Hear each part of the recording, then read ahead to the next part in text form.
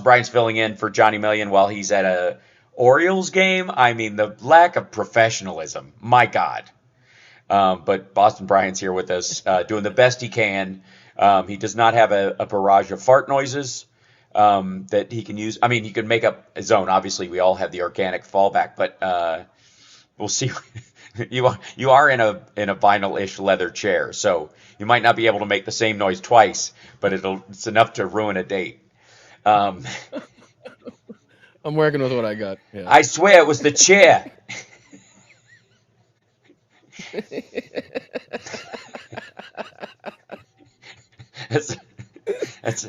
That's how all the worst dates end. I swear it was the chair. Oh my God. Said in every Boston Zoom meeting. Yeah. Right. I'd show you, but I'm not wearing pants. I think we got to, I mean, thank you. I think we got a lot to talk about, but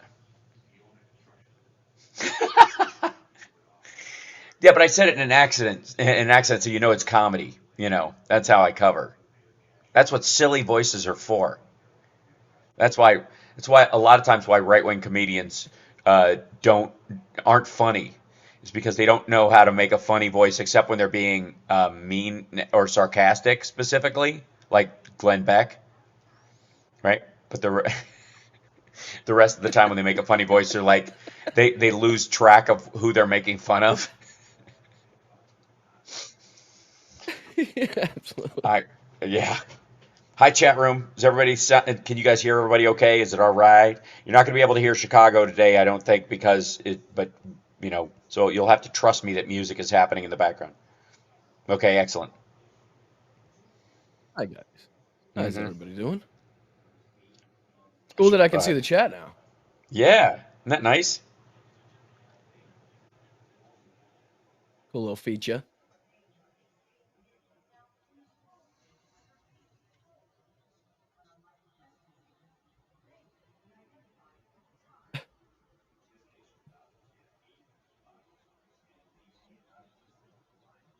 How have your shows been going?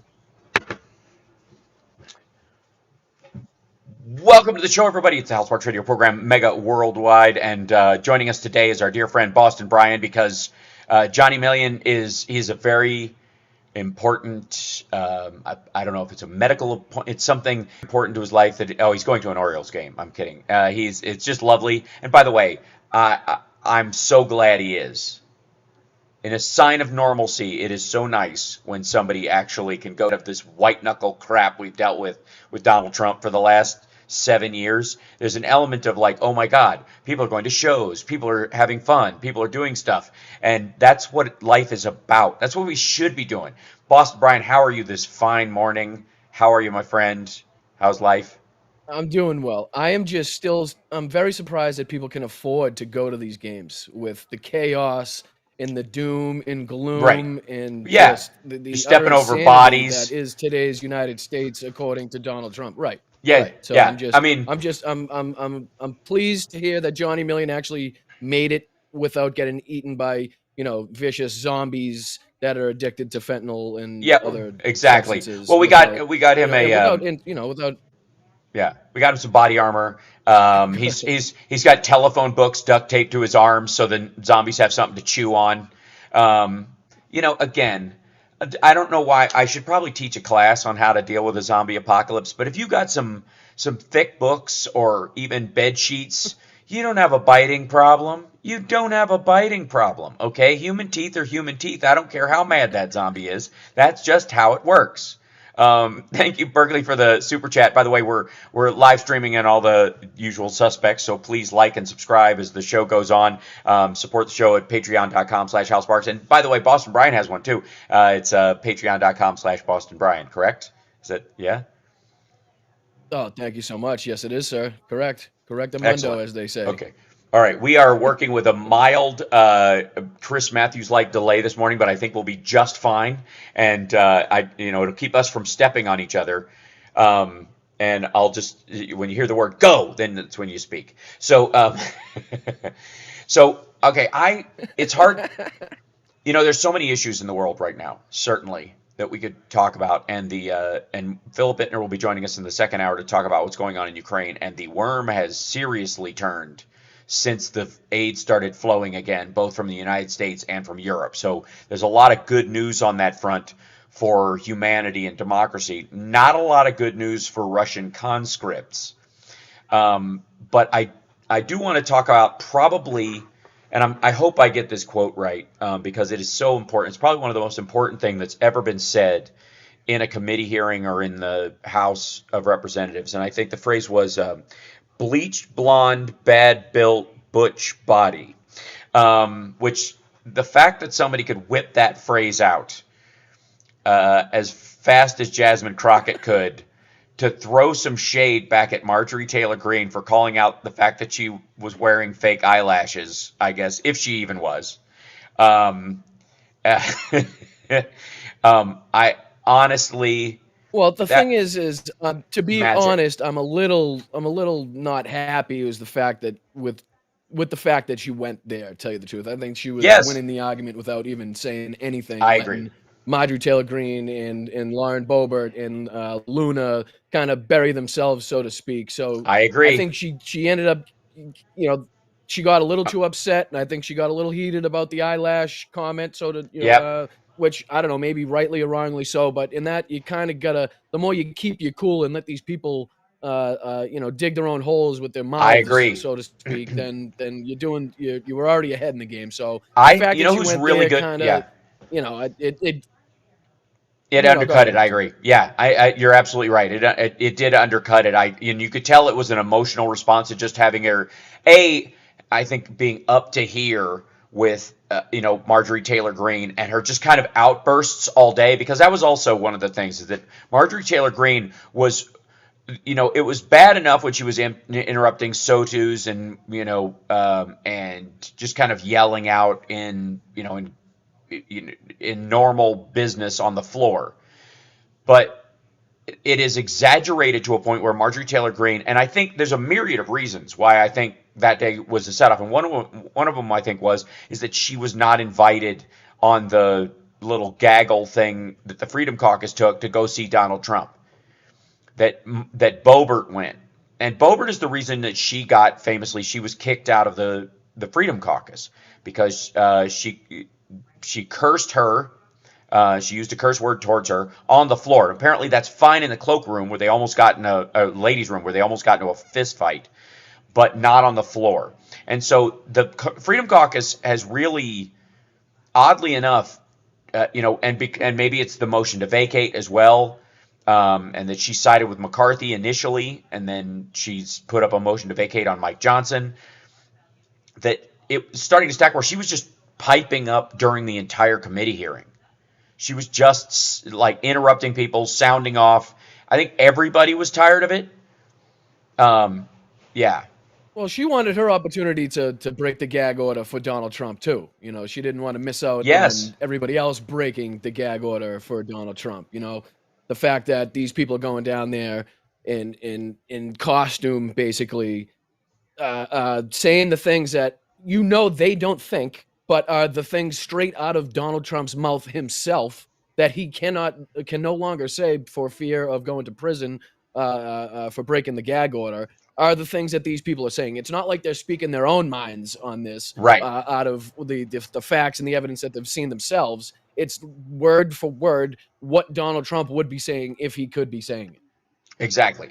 And that's the part that struck me as totally odd, is that they just seem to be kind of cribbing his notes as if, and maybe this is part of Trump's ego or whatever, like even though they're there to circumvent the gag order, he doesn't want them to be able to say things he's not allowed to say.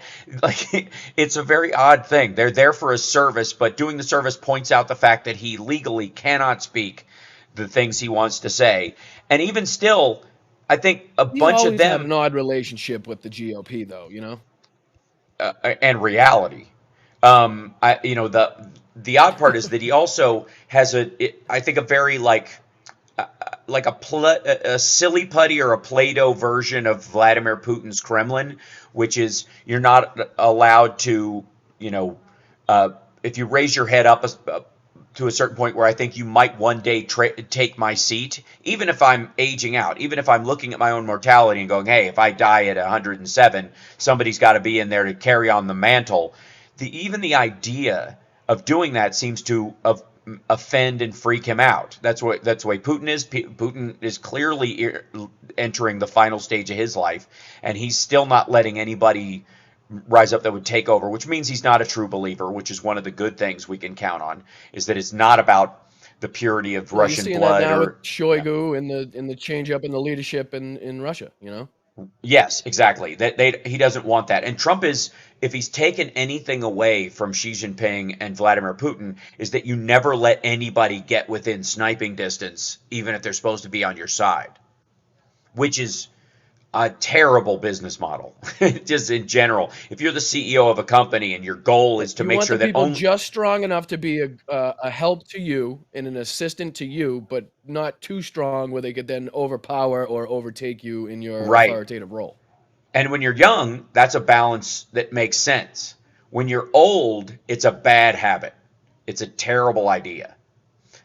Because you've got no, because you're surrounded by sycophant yes men, or the only way you can survive to be the next leader is to be the biggest fake suck up in the world, and that person is more dangerous than anyone. That person in your circle who knows that how to play your ego, who knows how to, make you think you're just there, like the I forget what the name of the character was, but in the Denzel Washington movie Ricochet, the there was the evil guy was this Earl Talbot Blake, but he had this kind of like, yeah, boss, sure, boss, kind of a guy that always followed him around, that was just constantly complimenting Right. him and all that kind of stuff.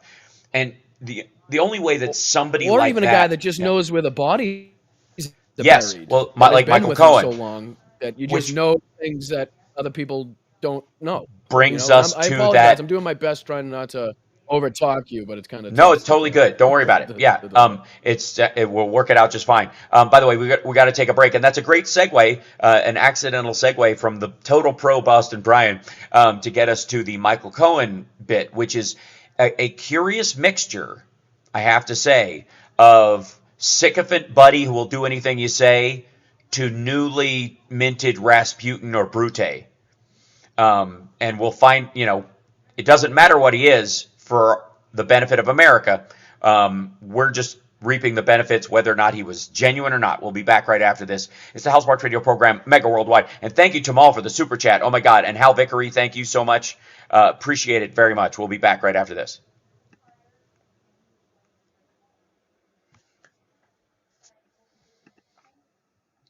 So, yeah, it's good. The overlap's fine. I think we're doing okay considering, especially. So And it's if you have any like instructions for me, like if you want me to, shut call up. things No. out in the chat, Yeah, whatever, yeah. you know No, what I that's mean? Whatever yeah, Johnny sure. does behind the scenes besides feed the Yes. cat. Yeah. And press the fart machine, right? Yeah. Um, But I mean, I don't know. I was kind of you hold on. Chicago going has through canned Michael farts, Cohen's. but the problem is Oh, go the ahead. audience Sorry. at home won't be able to hear them. The people on the live stream won't be able to hear them, which will be really awkward. It's just me. I will just be reacting to Oh, them. and Right? Yeah, can you exactly. give me like a thumbs up when we're coming back, so I Yes, don't accidentally say something like I did will last do. time. Yeah. Yes, the Bruins did choke, John. Thank you for bringing that back up for me. I Thank you. had just forgotten 60 about it for a seconds. second. Appreciate it. Oh, this is so Yeah, good. the coverage of Cohen's testimony was wild. You know the wide ranging. How do you go down the screen?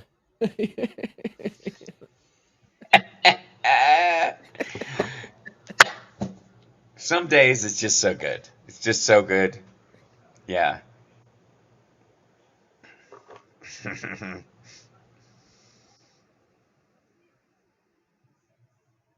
Yeah. Okay, we're coming back. It will be like 20 seconds, something like that.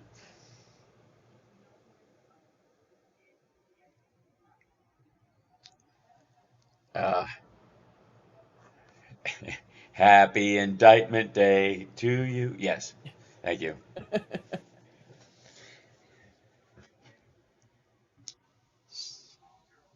Oh, thank you. I appreciate it, Chicago.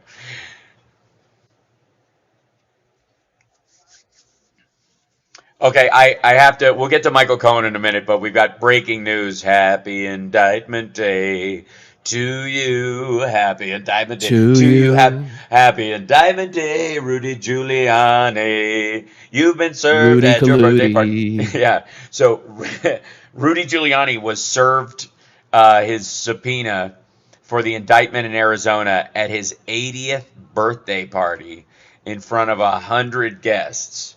Um, and Too bad they didn't get him while he was making coffee for people in New York City, boys. I yeah, was just yes, making yes, some yes. coffee from New York City the other day. Just as I was saying, I shouldn't be able to do this, and that I was probably one day going to be forced to have this as a job because I can't afford to pay my bills. Yeah, I keep seeing like in all the "Where's Rudy Giuliani" pictures that they were seeing around. People had photographed him like dropping by Trump's court date or going to and from, I guess, picking up his final check from WABC in New York or whatever it was. Oh, his car And would just drive by the courthouse and slowly roll down the window, and Giuliani would just gaze at the courthouse, and it would right, then go back the other way, well, and he he'd was he slide was over to the on back the of the other side. he was on the street, like waiting to cross the street on his phone, doing his like kind of chipmunk stare, where he's like his front teeth are showing, and he's just kind of like the most elderly man reading something on a phone you've ever seen in your life. This is just kind of like like a shaved mole rat in a suit, and he what and just He waiting for is a just light one in. pathetic Oh, man it's now. terrible. And the fact that they served him on his 80, like it couldn't happen to a nicer fella. Look, everybody knows that I am. Do you think the I'm not a. process server dressed up like he was going to the party? You know what I I mean? Like I he was a guest at I the.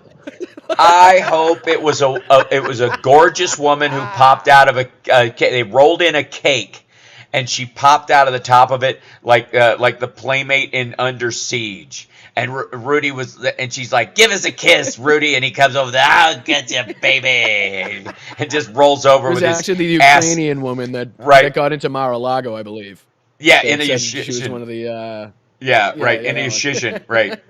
AKA Anna de Rothschild. Yeah, and she's like, "Give us a kiss," and he comes over and she hands him a piece of paper, like, "And by the way, here's your present." Like, damn it! And then she goes back down to the cake, and the bottom of it opens up, and there's actually a chute that takes her out of the apartment, and everybody just ejects.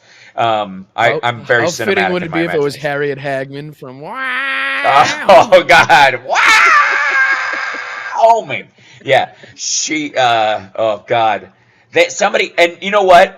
The odd part, this is the same thing with Trump, is that one of the best ways you could serve him is hand the process, like the subpoena itself, to one of his sycophants and go, Trump really needs to get this. Nobody else can give it to him, and they'll carry it right to him because they're idiots. But he And has to he'll confirm. He has to confirm his identity right before it. You know what I mean? Yeah, but they'll do it for him, and he'll say yes. They'll call him Mr. President, right? You know what they'll all do? They'll call him Mr. President Trump, because that's how you say it if you're stupid.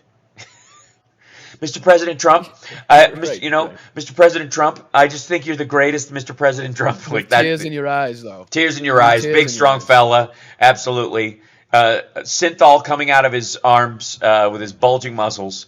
So Rudy Giuliani has officially been served. Marjorie Taylor Greene is getting the cold shoulder from the Freedom Caucasians, which is just glorious in its own right.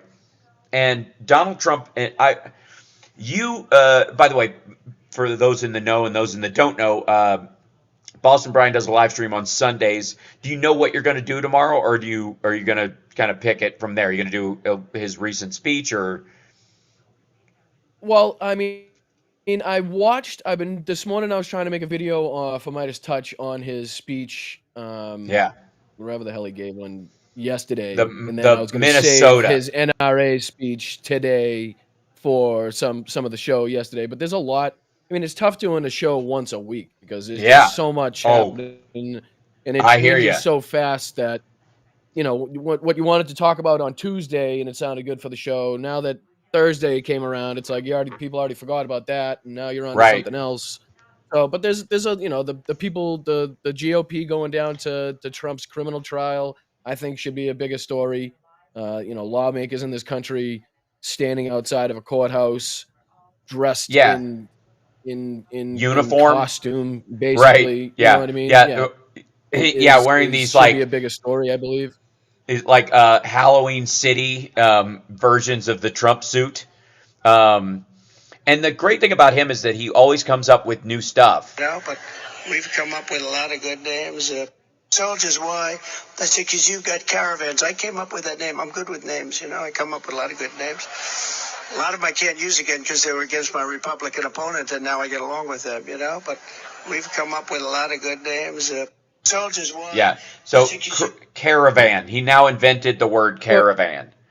Or where he comes right out and literally one of the first things out of his mouth is how he doesn't pay his bills, in that to blame again the guys that work hard behind the scenes for him to set up teleprompters, and then he Union almost guys. falls over because he leans too hard on his podium, and then he blames the podium and the people that set up the podium, and it's like the guy can never take accountability for anything, no matter how small. It's always somebody else's fault. No matter how how much it doesn't matter to reality and what's going on in the bigger scheme of things. He will not take responsibility for anything. For those, by the way, I mean, the fact that Greg Abbott pardoned the guy that killed one of the BLM protesters down in Texas, and the utter crap show on the House floor you were starting to get into between Jasmine Crockett and what's her name, Luna and MTG. I mean, this is our government. This is not British PMQs in the Parliament in the UK. You know what I mean? This isn't how we normally typically do things in our way of governing. We don't sit there and scream and yell and this is British Parliament crap. Talk whenever you want and. Right. This is that's just. I mean, for all the impression that the Brits are somehow more are high and mighty and snooty and turn their nose up at the barbarian Americans. I will say that under normal circumstances, when cooler heads prevail, our House of Representatives, our House of Cards, as it were, is much better put together than the is yelling about across everyone. Stop. And then you have walk, and nobody knows who's saying what, and the back benches and the front benches, and okay, he said something for 2 seconds. Now you sit down so he can respond. Now you stand back up again, and now everybody's yelling and throw paper. Right. It's just chaotic. I don't understand how anybody thought that system worked for anybody.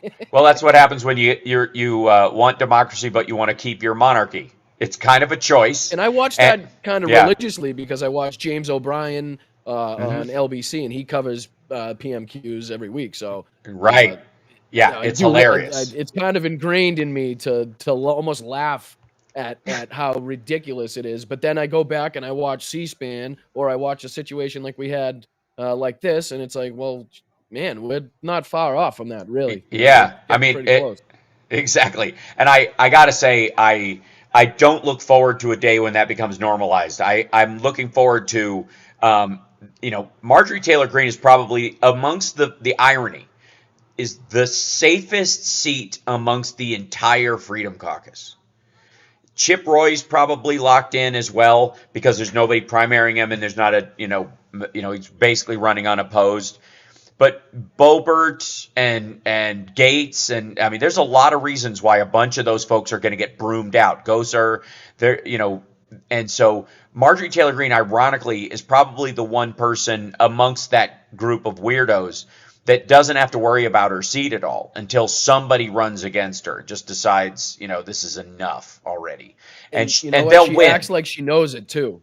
Yes, the way she acts, she knows that because she knows that she can get away with more than the average GOP member, say, in a more purplish area. Well, that's why that aren't going to stand. Right. Go ahead. That is why it's important that people who are in, blue voters in red districts vote every time, because you need to start putting the fear of God in the Republican Party around you, even if you're outnumbered, so they don't think it's 80-20 when it's really 60-40 or almost 50-50. I think in a lot of places, if Democrats came out in force in a lot of these red areas where they're like, well, it's going to go this way, so why bother? If they actually showed up, especially in the midterms, it would change these purple districts to blue and these red districts to purple in such a way that you might, just might, even if you don't get to replace the Republicans in this situation, you will get a better class of Republicans who at least come to the table with ideas. You may disagree, but at least they're involved in democracy instead of these little red state fiefdoms like Marge has. We got to take a break. We'll be back right after this. It's the House Sparks Radio program, Mega Worldwide, now with 100% more Boston Brian. We'll be back. I like the sound of that. Yeah, it's nice.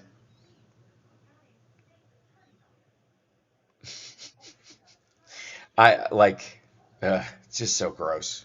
This, like, the interesting thing is she's being, the news that I was reading earlier was that she's basically being shunned by the rest of the Republicans because, she's just making them look worse. I was about to say making them look bad, but making them look worse all the time. And then like Boebert genuflecting and making a triangle, like throat, left tit, right tit, or whatever she did, instead of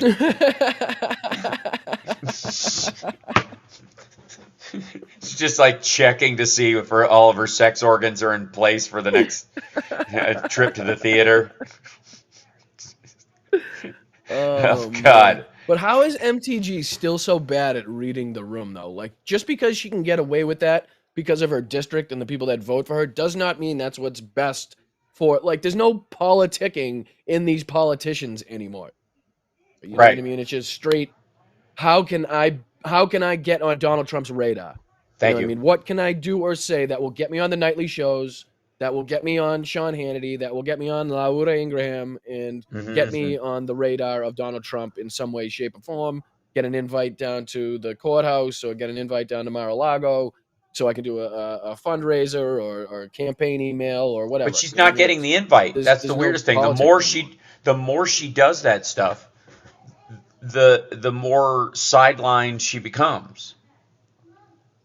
Oh, that's and how angry was she? Must have been so angry to see Mike Johnson down there too, and not only that, but to have Donald Trump step up to a podium and a mic and defend Mike Johnson. Yeah, and even call out Marjorie Taylor Greene by name. Oh my God, she must have been fuming. Well, that's why she's become like kind of unhinged. Like she's Thank you. We're coming back. Here we come. Thank you. During the break, Boston Brian and I were talking about Marjorie Taylor Greene's inability to read the room. And I think it's an illness that casts across the entire Republican Party because if you just look at how Donald Trump is responding to Roe v. Wade being overturned, and I have a hard time believing he actually thinks what he's saying is true. But what he has said at all these, and Brian, you've seen this, is this whole like, everyone wanted it kicked back to the states. You don't think that all Democrats? All Democrats, all the greatest legal scholars, everyone wanted it to go back to the states. Everybody, forever and ever. And I was the guy who finally did. It's so the most ridiculous. And for even the like the anti-choice crowd want it to be a federal ban. And the irony it doesn't make sense on either end of it. You're right. Absolutely. They are Democrats didn't want that, and he's making the hardcore people in this conversation mad because now it's given the states the option to go back on that. Well, it's a unique it's a very unique situation in terms of politics because Donald Trump lives in the upside down, as we all well know, and has dragged us all to like the worst sim earth in the world, the dumbest version of the sim that we all live in right now. But Donald Trump is the opposite of most voters' concern about a politician in that I think he's going to lie to me, and when he gets into office, he's going to do the opposite. And in Donald Trump's case, the evangelicals and the anti-choice crowd are counting on him lying so that he gets in there and he passes a national ban on abortion. They know he's lying. In the same way he was lying about not, initially, avoiding the litmus test conversation about Supreme Court justices. They know he's lying. And you can see that in for the way Jesus. Charlie Kirk was talking about the situation. You know what I mean? Where he's saying, Mhm. you know what? I know we all kind of don't agree with what's going on, but we're not really, the things that we believe aren't very popular to the American people. Yeah. Is almost verbatim. So you got to what lie Charlie to get Kirk in. said. So they Yeah. acknowledge right there and then that what they believe and the things that they want isn't popular in this country. It's not Right. what the majority of the people want. It's not even what close to the majority of the people want. So Right. you're going to have to do some shimmy shammy and what Donald Trump is known for, some backroom deals and some shadiness behind the scenes in order to kind of lie to the American people to feign like we're going to do something that's popular to the American people, but that's only to get into office. Once we get into office, we're really going to enact the policies that reflect our genuine beliefs on this issue. So, Right. Well, like you're exactly right. It's fake. I'll see if I can. No. And they're okay, in a that- tough position, these right-wing broadcasters like Charlie Kirk, to try to explain this away. Because like I said, Donald Trump in this is not pleasing either side. He's not pleasing the right, who want a total ban on abortion, and he's clearly making everybody on the left entirely more angry and entirely more active in this fight. Right. Well, and the other issue, I guess, first of all, that he's running as a liar. But he says the same thing that Charlie Kirk says, but he just has this patterned mechanical version of it, which is you got to go with your heart, go with your heart, go with your heart. But we got to get elected, folks. We got to, you got to get in office, or none of these things are going to happen. And so he is speaking to, what we deal with is sort of like the TYT Jimmy Dore side of our party that's always trying to undermine the vote. They have first of all, Democrats have been able to absorb a certain amount of sort of flippant protest votes because of the size of the tent. We have the volume of people that the Republicans don't have. And heretofore, they have needed to be lockstep, because if they get out of step, they're done. Mm-hmm. They can't afford to lose anybody. And Donald Trump has jettisoned independent women. And then, like, when we lose a certain section of voters for whatever certain reason, it usually means that we're gaining another section of voters somewhere on the back end. If some of the younger voters aren't happy with, let's say, the way Biden is handling the Israel-Palestine conflict, right? There are probably more independent voters, some older, say more conservative voters that do like the way that he is kind of going about it, and we're gaining some on the back end. So it kind of evens out in some way. Agreed. Right. And Trump, let me here's his. I'm going to take such good care of women's health care issues. You won't even believe it. I don't know. Were you able to hear that? Sorry. There we go. I was, and it was the biggest bunch of baloney. BS. Yeah, right. On the radio, and I remember that. Exactly. Hold on. I'm going to take such good care of women's health care issues. You won't even believe it. Right. And nobody does believe it. It was always a lie. It was built to be a lie. Just like, by the way, just like the yeah, I just had a water blow up on me. Just like bringing in Amy Coney Barrett, bringing in Brett Kavanaugh, bringing in those like that, of all people, Brett Kavanaugh. Think about the best people. That's what he ran on, right? I know the best people. I picked the best people. First of all, he didn't know any of these people when he came in. And when he started going through, when they gave him options, he specifically, in the case of Brett Kavanaugh, looked at his background, which included, they knew this story about his background. They knew that was going to come up. Trump viewed it as a feature, not a bug. The financial stuff that we still have never gotten to the bottom of with Brett Kavanaugh, feature, not a bug. Maybe it's a way you can blackmail your own SCOTUS at some point. Amy Coney Barrett would be his way of buying his way back into the next election cycle if he needed to kick Mike Pence to the curb. If he needed to replace, because again, even before January 6th, he was going to replace Mike Pence. He was looking for a way to do that. Because, Pence, I don't know how you get somebody who's more like Kim Jong-un loyal to you, but Trump himself would certainly try. And by the way, that's probably the biggest outlier in this conversation. Who in the world, not would be, but could be Donald Trump's running mate this time around? For the very reasons we were talking about earlier in the show, about he cannot afford anybody, from an ego standpoint, he can't afford anybody to be there, nipping at his heels. Like, he doesn't want to look at his vice president every day and think, if I die, they'll like take Mike over. Johnson. Do you know what I mean?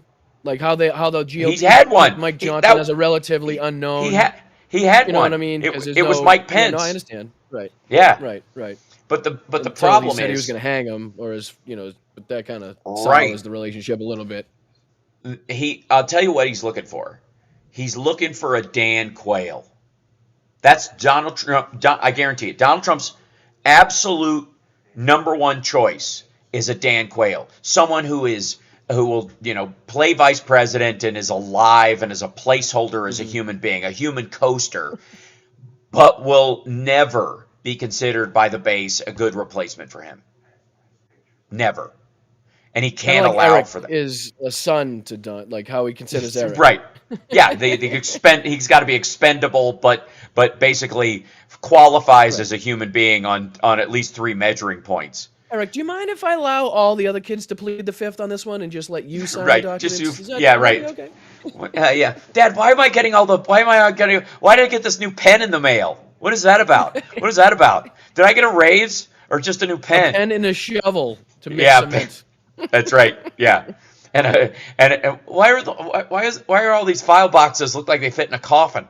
The reality is that I honestly don't think everybody's talking about J.D. Vance as a possibility.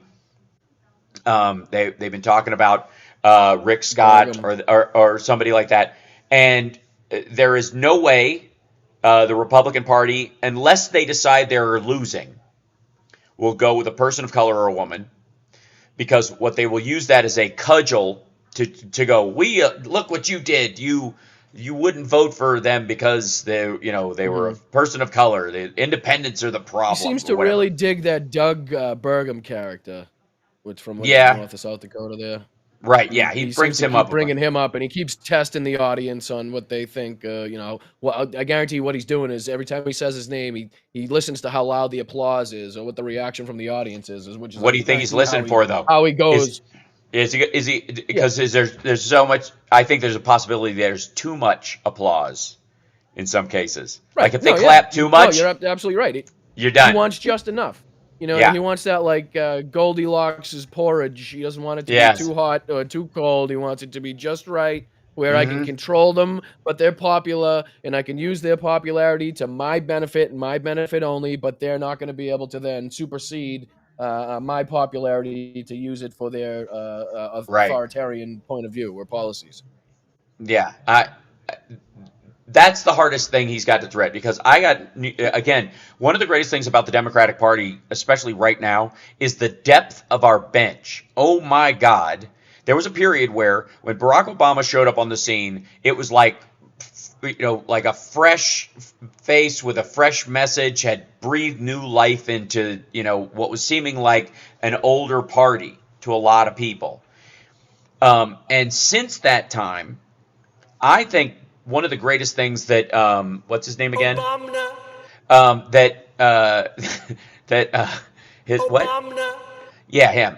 One of the greatest things that he did was not just to breathe new life into the Democratic Party, but also to inspire a lot of people who ran based on being, a representative of their district that is that can run on, charm and caring. It became cool to care again because of the Affordable Care Act and because of Obamacare. And it was, and the people who, it was good to give a damn, right? And Yeah, for everything, for things like the school yeah, district, for so your town yeah, meetings, that type of stuff. yeah, For it was everything, right? because yeah, Got people involved. it got hip real quick for the first time in a Hmm. long time, especially with a new generation of people, and it's Jared Moskowitz and Jasmine Crockett and even Hakeem Jeffries and like there's a new Yeah, class that's come up in Goldman, the last Goldman people, the new class of the last 10 years are people that you'd like to Maxwell see, Frost. continuing in. And then we've got our governors, obviously Gavin Newsom. Everybody keeps talking about him, but Gretchen Whitmer. We've had like just Jennifer Grant, Excuse yeah, me. That is new scum, sir. new New scum, scum.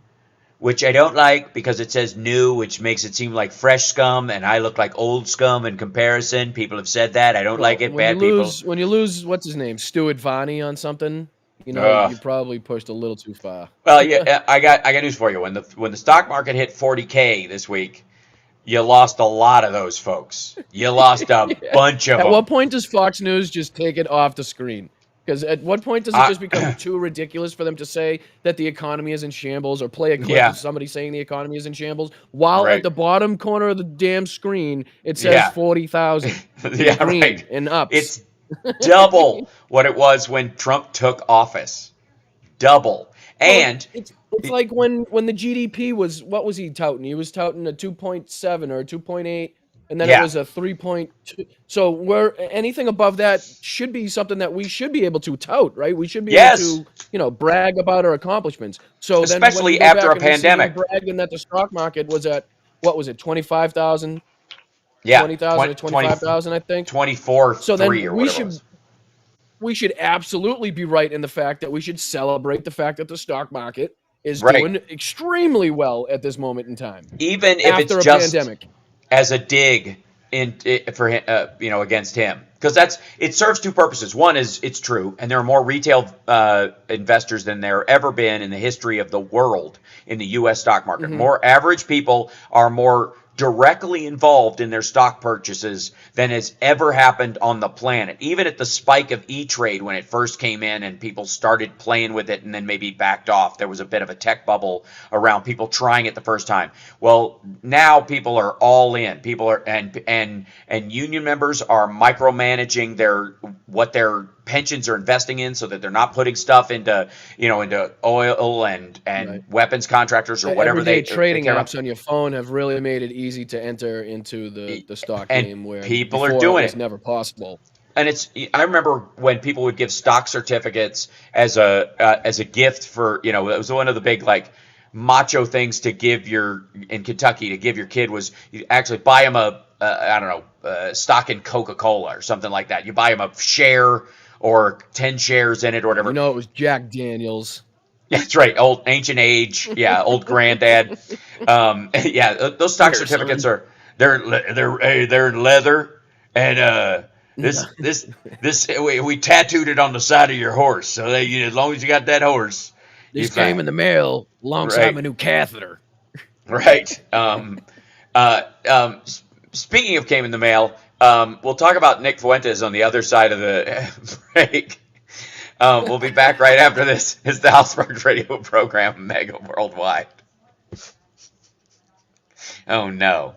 Oh no. Segway Cities over here. Let's go. I can't believe I said it out loud. I feel terrible. Luckily, I there's a feel long delay in today's show, so Chicago gets an extra long thought. He gets to yes. think about that one extra long before he presses the button. Thank you guys for the super chats. Hit that like while you're watching the show. That really helps us out. We have an enormous chat room today, so it's hard to keep up. But I want to know that I'm seeing you guys. And I'm sorry, you cut out after enormous. What was that? It was just part of the Nick Fuentes story. All right. Did you see that? You had to have seen that. I have not.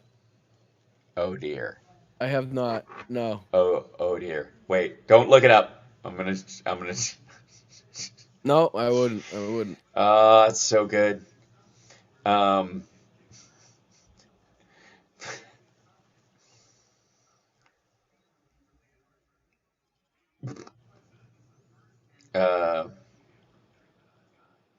Stag was showing.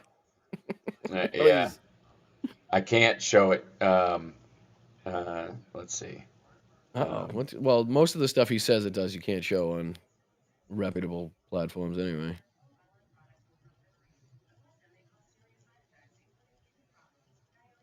Big stuff, man. I hope Nick is in trouble. Hold on, I'll let you read it. Hold on. Oh, hold on. There you go. Oh boy, his fans aren't going to be happy. Or you know what? I'm sure his fans are going to be really happy. Coming back. Actually, that. All right.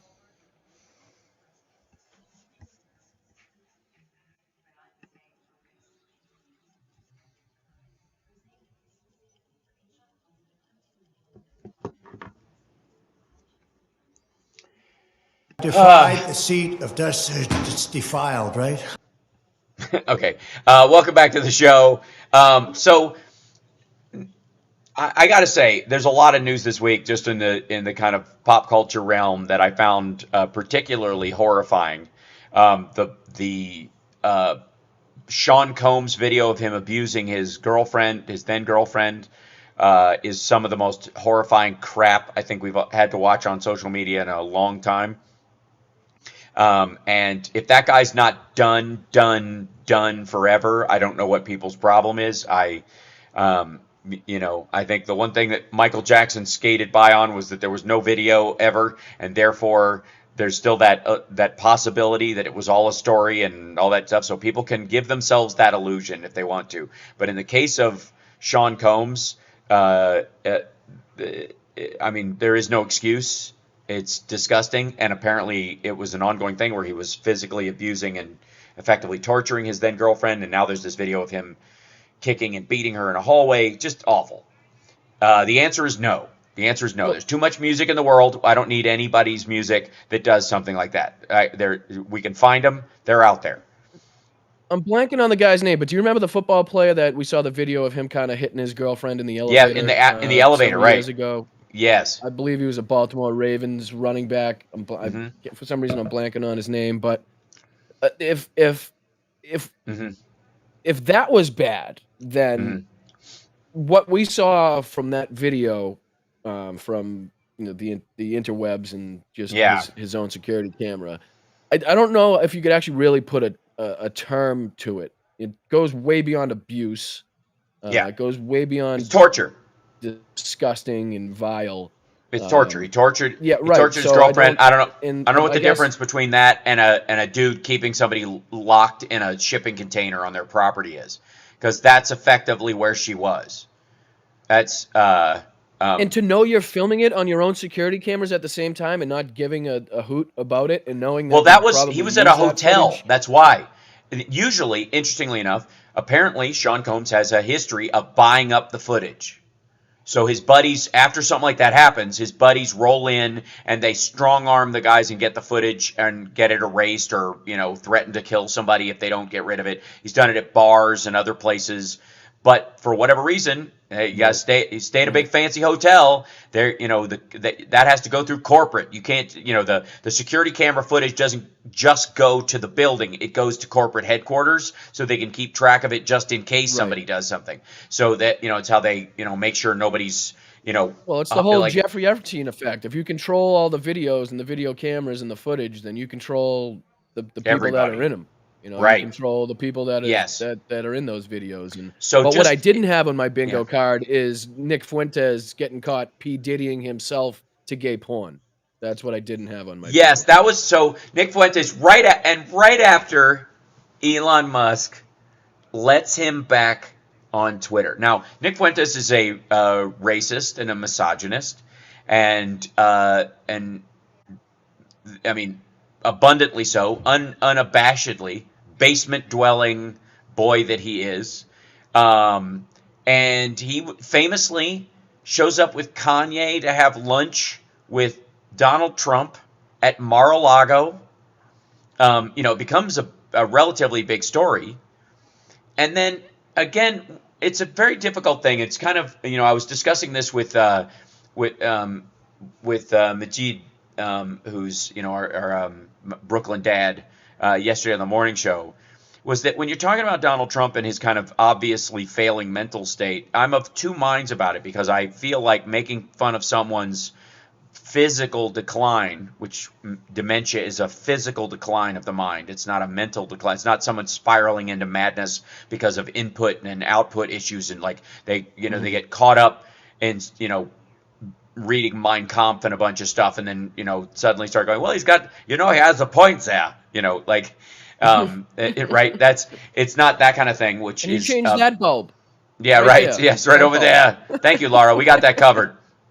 But the in this particular case, with Trump, it's obviously a mixture of things. Now, I don't think it's necessarily as age related as it is his drug use over the years and his absolute crap diet and his belief that about exercise. Literally, let me tell you something. If there's a myriad of reasons to not vote for Donald Trump, but the sheer fact that he thinks you have a finite number of heartbeats, and when you run out, you die, and you shouldn't exercise because your heart beats faster, and therefore you're using up heartbeats quicker. The idea that you would let that guy in a car is nuts. Come on, Hal, you're making me laugh, which is speeding up my heart rate, which is then That's right. Sorry. shortening my lifespan right now. That's my murder scheme. I'm killing people through laughter. But That's what Al apparently, does. Al just goes around the country effectively killing people and shortening their lifespans. Yeah, in when people venues go, "You're all killing me," I'm across like, this country. I know.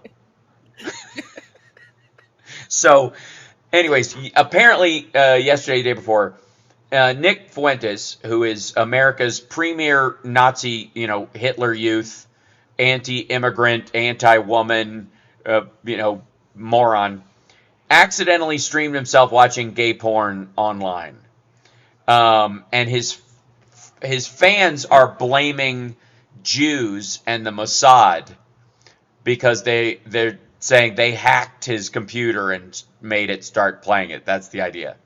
Never mind the fact that he clicked on it. Seriously? And yes, seriously, that's what his fan. He's not.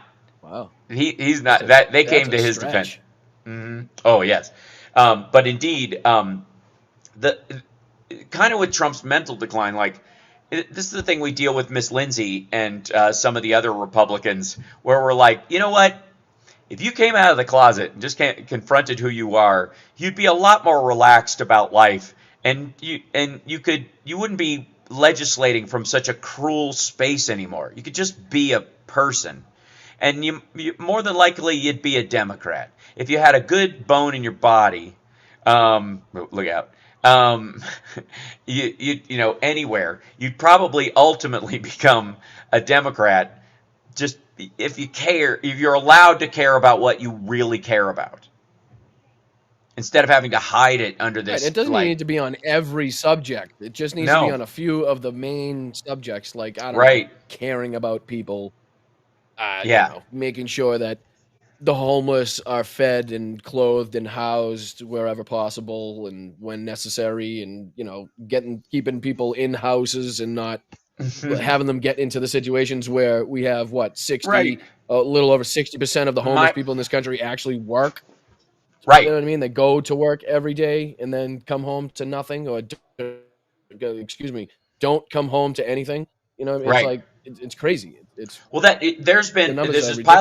They are using, I talked about this on Friday a couple weeks ago, but there's an amazing program that they're starting to use in California that uses AI to track people who might be on the edge of becoming homeless. Because they can tell by, this business, just like we have your tax returns. We know how much you make. Obviously, you file it with the state.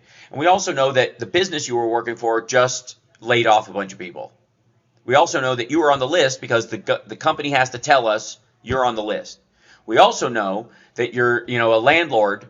If they've got somebody who's on the edge of being evicted, they have to let the state know. They have to, if they're going to have to kick somebody out on the street because they're behind on rent, they have to let the state know because this person will be applying for services. It's just part of what happens. But up till now, we've never really had a way of coordinating all of those factors at once to keep people from becoming homeless.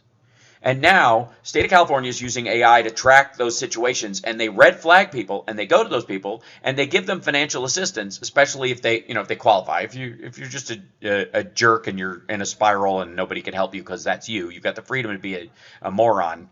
But most of the time, in these cases, you've got, single fathers and single mothers with kids, and they're, it's tough. Their money is spread out over a bunch of people, and it's hard. It's a lot. And so to keep them afloat, we got to take a break. We'll be back right after this. Philip Bittner's going to join us. Boston Brian's going to stay with us through the hour as well. We're going to be talking about Ukraine.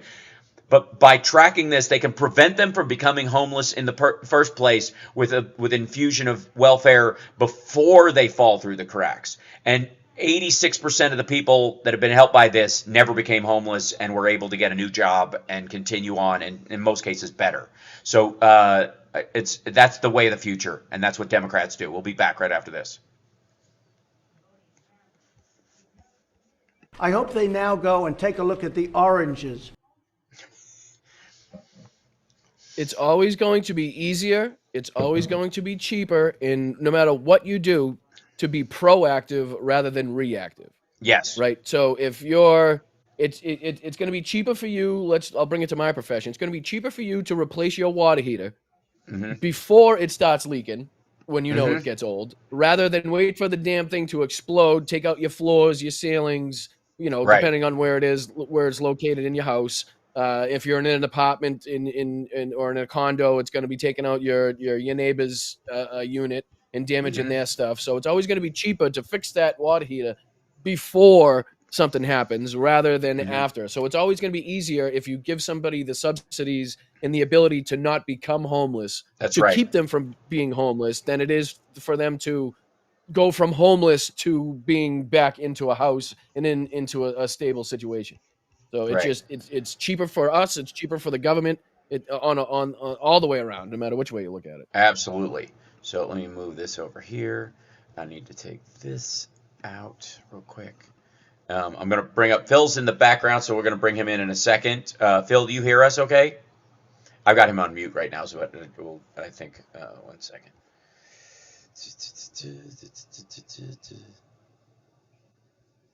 Okay, I got to make a new title. Okay. There you go. There we go. Excellent. Somebody said in the chat, good on you for calling it a water heater, not a hot water heater. Hot water doesn't need to be heated. Yeah, exactly.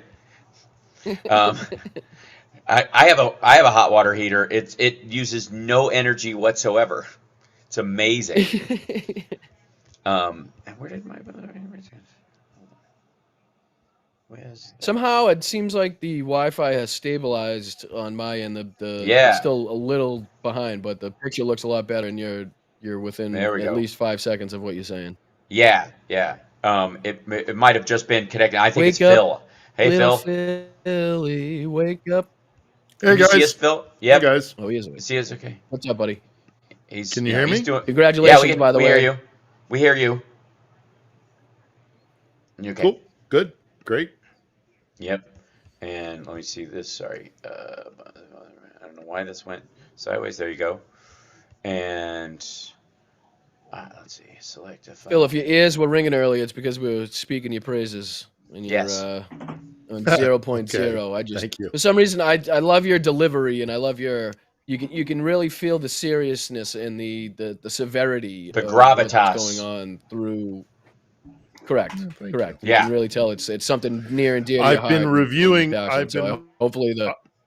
I've been reviewing the interview that will be our first full proper broadcast. That hopefully, well, if nothing happens like a massive power blackout or something, we should have it published tomorrow. Whew, it's a tough one. It's a tough one. It's an emotional journey. It's tough. Yeah. It's a rough. You got a lot of people looking forward to it. I know that for a fact. Yes, absolutely. I don't think they'll be disappointed. I think it came out well. So we'll see how it goes. And never count your chickens, right? Mm-hmm. Well, all the congratulations to you, Thank you. regardless 20 seconds of how it goes. Just the energy and time. Thanks, bud. Mhm. Much appreciated. Yeah, it was How's great stuff. Albuquerque, Hal? It's Albuquerque. I'm staying in. The name of the hotel that I'm staying in is debatable because based on your era, it's either Pale Rider, or The Good, the Bad, and the Ugly. Ooh. Okay. All right. Is it the best Western? Really?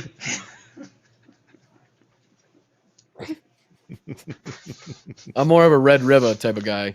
Honestly. Understood. Sure. Welcome to the show, everybody. Philip Ittner is joining us. Boston Brian is with us as well, and we're discussing what would indeed be the best way to describe the hotel that we're staying in here in Albuquerque. And I would go with The Unforgiven or Pale Rider, perhaps even if A Million Ways to Die in the West. In some ways, like it depends on you. What is actually the best Silverado, Western. man. So yeah, Silverado. The only acting Kevin. That's a great ensemble. The best acting Kevin Costner has ever done. If indeed not the only. That what about the Shakiest Gun in the West? Yeah. Anybody ever seen that one? Oh yeah, Don Knotts, absolutely. Kevin Kline is great. Oh yeah. Welcome everybody. We talk about all of them. Yeah, one of these days, when the current unpleasantness is over, we'll be talking about this kind of stuff. We'll be able to spend an entire show mocking Nick Fuentes and his followers. But right now, that I don't know if you saw that. Did you see that? And we welcome them. We welcome them. Yeah. Should we say? Yes. We should say. Agreed. Right. Well, not him, them for other reasons.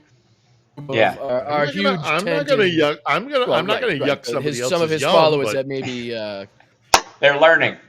They're all learning. It's so my message is spreading. I'm so proud that we don't yuck anybody's yum. The problem is when they try to yuck their own yum. In the case of some politicians.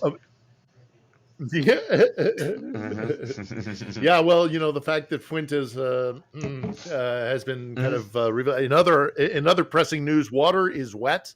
Yes, and ice is cold. Yes, exactly. So you could have seen this coming. Could have seen this coming a mile. Russia is corrupt. Yeah, all eyes on Jackson Hinkle. So something's coming. You just know it.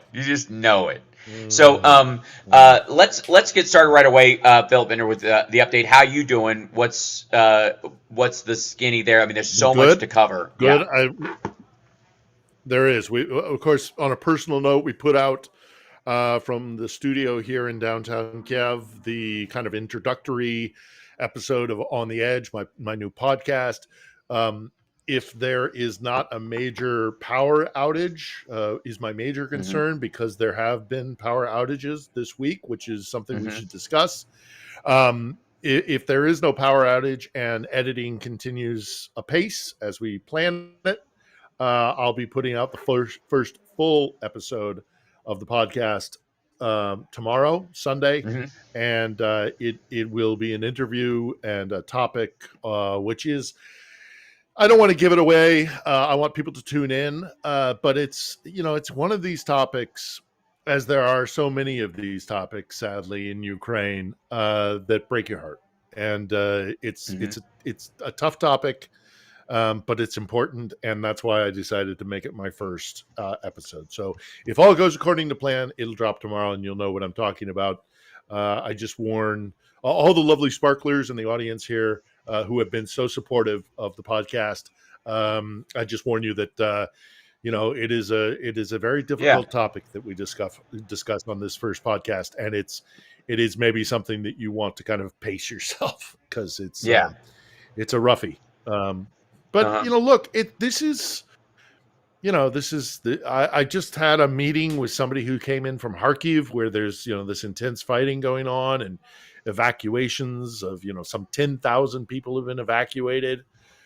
There's the threat that it could get worse. President Zelensky has said that he he fears that it might be that this might just be the first of several waves that the Russians might try to launch offensive waves in that region, with potentially the objective trying to take the city of Kharkiv, which I'm very confident in saying is going to be a feat beyond their capacity to do.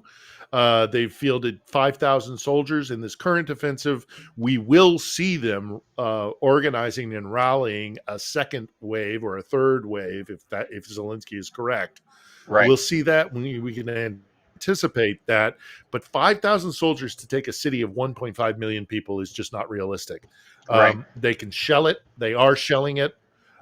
They can take territory in the surrounding kind of areas, rural areas around the city itself. But taking Kharkiv is not in their capability, not with 50,000 soldiers. The standard military doctrine is 3-1. Brian, you know this. I suspect. Being a student of military history, the standard doctrine is 3-1. You want to have 3 soldiers on the attack for every one defender in a defensive position like Kharkiv.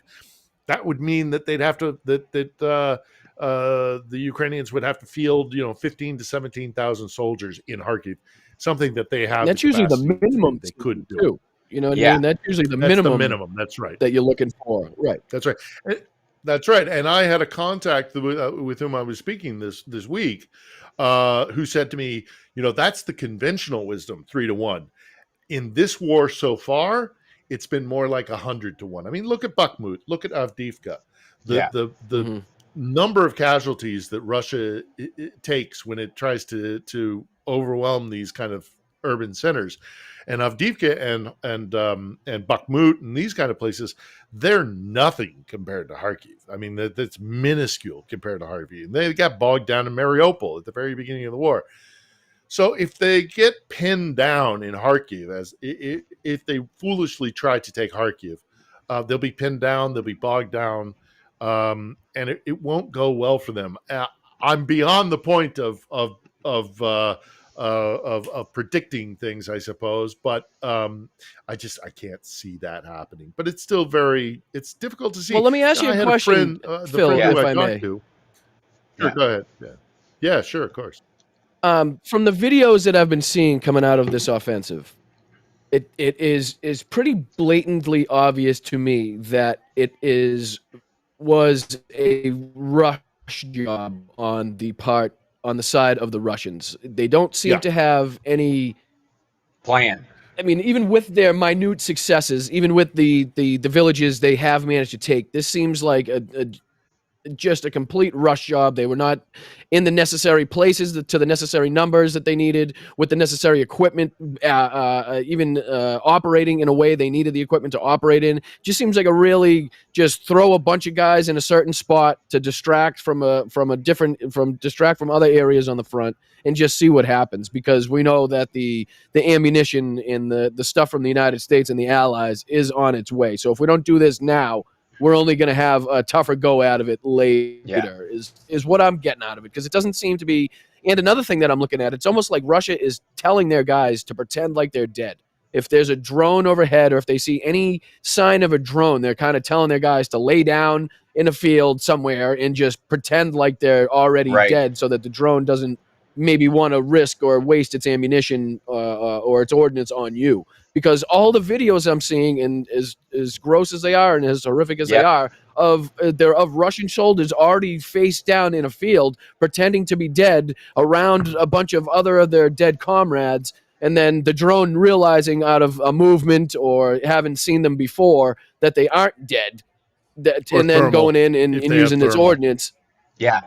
Right, exactly. And then it's like, so is it right of me to assume that this is kind of rushed and pushed ahead by Putin and the leadership to get ahead of the stuff coming in from the United States and allies? Yeah, I absolutely think it was rushed. And I'm not just saying that from kind of the analysis. I actually have contacts here in Kiev in the intelligence community who have indicated to me they think that Putin was caught off guard when Congress voted on the 61 billion. And we do know that he rushed back from his dacha in the middle of the night. He got in his town car and raced back to the Kremlin. He did not expect that bill to pass. I don't think he thought it was going to come to the floor.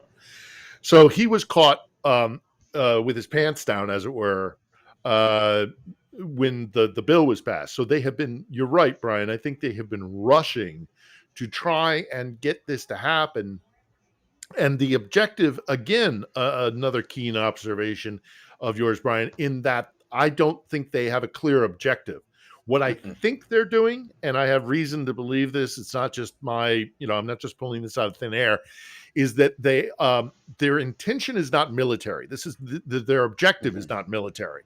Their objective is a psyop or a diplomatic effort, because what they want to have happen is for Ukraine to be either pressured by the West or they themselves panicking from this invasion, this wave of a new front, Make things would look as come bad as to possible, basically. the negotiation table, make it look as bad as possible, scare the what out of them, or scare the what out of the West.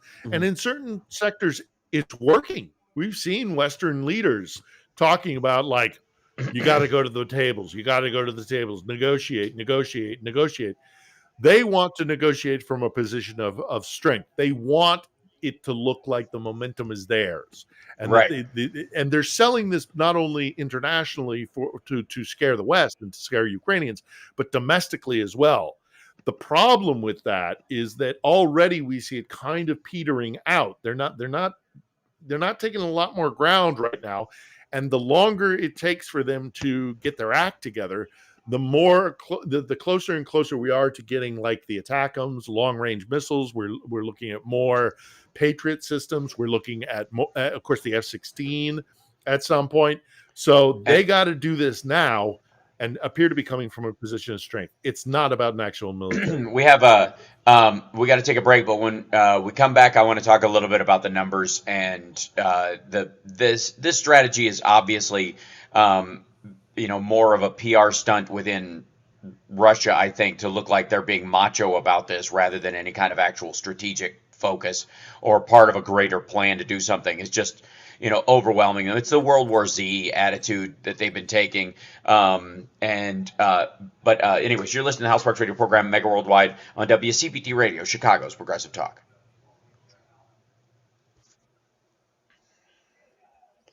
Phil, I've also noticed a serious increase of Russian soldiers, let's say, taking matters into their own hands. Yeah, dude, you and I watch the same Telegram channels. Officer Corps? No, guys. Corps? What? Yeah. No, just themselves? Russian soldiers. Taking their own lives. I've seen injured uptick in those videos. Yeah, injured soldiers, because they're not going to come for you. So they know they're laying there. They're just and many of them are laying there for a day or longer. And they're just yeah, and they just take themselves out. You and I see the same stuff, Brian, because I've seen a lot of videos too of perfectly fine and healthy, looking Russian soldiers, and the drone footage will be showing them, and they'll run across, an area where their team or their unit has obviously been had a strike, back. And a lot of them have been taken out. And he seems relatively all right, but he'll just lay down out of nowhere and then get and it's weird. Welcome back to the show. So yesterday, the day before, Phil joined us on the live stream because I couldn't do it on Wednesday because I was traveling. And one of the things that came up was that the number of dead in 24 hours has ticked up past the 1,400 mark and has stayed there for the last week. A lot of it having to do with Ukrainians not having to worry about ammunition as much as they had to. They were definitely, having to ration their arms in the face of this onslaught. So they were picking and choosing their targets, and now they don't have to. Now they can give them what for, as it were.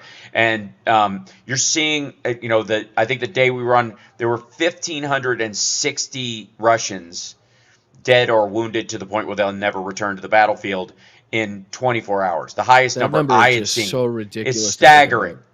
It's staggering. Yep. I mean, if you think about it, World War I think the United States was somewhere around 150 a day was the average. World War II was something like, 250 to 350. I think most that we've had, I think in like Iraq and Afghanistan, it was in single digits average per day.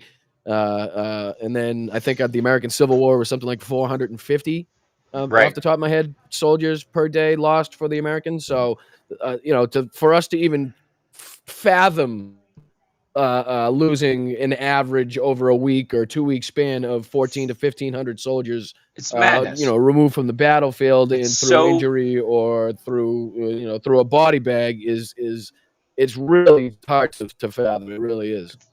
According to Arter Ray, 1,500 3 days ago. Yeah, it's been over every day I've looked over the last week. It's been over 1,300. 1,500 being the spike at this one particular attack. That means an entire platoon was wiped out. And you'll see also that the number of transport vehicles being hit is much higher as well, and that goes to the long range missiles. That goes to the guidance systems. That goes to the targeted stuff that drones that the Ukrainians have, that's more high-tech weaponry that is provided by us and the Europeans. And that's crucial to this because, it's winning on the battlefield against a soldier, from another place that's trying to take your country is one thing. Not having to expend that ammo because they never made it to the battlefield, to the front line anyways, is an even better win because, again, you're reserving that for the people that do break through. And that's what's been happening. The Ukrainians have been hitting these trucks full of troops coming in from Russia before they ever get there. And then they can't resupply. Those guys can't resupply the people because they're bringing in stuff as well. They cannot resupply the guys who are in the trenches. And these are the guys that you and I are not to mention the oil refineries back in Russia that are supplying these trucks with the fuel that they need. Which have been and the oil depots as well as in Crimea. Well, I mean, so I had a colleague of mine, a fellow journalist, who said to me recently this week, said that they had crunched the numbers and that Russia in this war alone, in little more than 2 years, has lost more soldiers than any of the major NATO member states, Britain, France, the United States, since 1945. Yeah. And again, more in two and in we hear a lot of talk. 28 months. We hear a lot of talk from the Russia sympathizers. 7 years. Yeah, we hear a lot of talk from the Russian sympathizers in Western media. The convicted child predator Scott Ritter and people of his ilk, and those who like having convicted child predators as guests on their shows.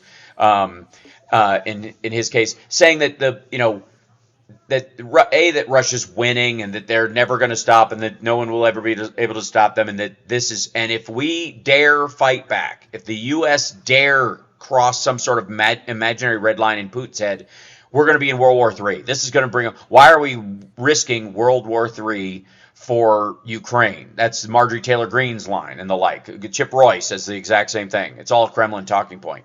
But it's curious to me in the numbers that you're talking about, that whether the rest of the world is in World War III, Russia for damn sure is in World War III. If you're losing that many people, the equivalent war, you are fighting the world at this point. You have picked a fight with the world, and you have chosen to lose 500,000 of your citizens fighting it. Because I think if we, it's just the numbers are so staggering, and the lack of caring from Putin and the Kremlin, and even, I guess, I sometimes wonder, when the Marjorie Taylor Greens of the world are talking about this, when they go, oh, the innocent lives or the lost lives, or there's so many people dying, and Trump going, I just want people to stop dying. If they're not singularly just talking about the Russians at this point, it seems like that's the shocking part. That when you look at Marjorie Taylor Greene and them, and they're like, they're so shocked that their ally is losing this many soldiers. That when's that NRA money ever going to come back? That that Russia was sending. When are these oligarchs ever going to be able to return to whatever human trafficking or drug business or oil business that they were doing in Russia, and be able to crank out the cash that they were doing, where they could bail Donald Trump out of everything for a decade and a half? I think that's what they're upset by. Yeah. Well, as far, I wouldn't be terribly surprised at all. And also I think that they are fellow travelers in the sense of like their Christian white nationalism and their conspiracy QAnon worldview that that there's a secret cabal pulling all the strings, and the cynicism and of democracy is sloppy and messy. Let's just go with autocracy, because an autocracy can do things like what we're seeing the Russians do. But when it comes to the body bags that are going back to Russian, some aren't actually, because Remember the mobile crematoriums, or they just leave them. But let's talk about the casualty levels. A lot of them are. There you go. Yeah, that's right. You don't have to pay the pensions. But so when we talk about the levels of casualties that the Russians are enduring, we're approaching it kind of from a Western perspective, and we need to step away from that. I've said repeatedly, and I know I've said it here, but I'll repeat it. The Russia has a capacity for the loss of life, because the individual doesn't matter in Russia. The state matters. Right. And that is a two-way street. With Russian citizens accept that. The general attitude is, we'll make a tacit agreement. You don't bother me. I won't bother you, because every time we interact, it normally goes bad for me, the individual, the citizen. But if we are called upon, we will also sacrifice ourselves for the betterment of the state. So all of these numbers, which would be totally unacceptable in any democracy where you had to answer to an electorate, is acceptable in Russia, is tolerated, it is seen as that through suffering and pain, you will enrich and empower the great Russian Empire. That's the mentality. So we need to step away from this idea of there's a certain number, like we do, like in Vietnam or Iraq, or take your pick of the conflicts we've been involved in the post World War II world, that we think there's a threshold beyond which people will take to the streets, people will cast their ballots, and things will change.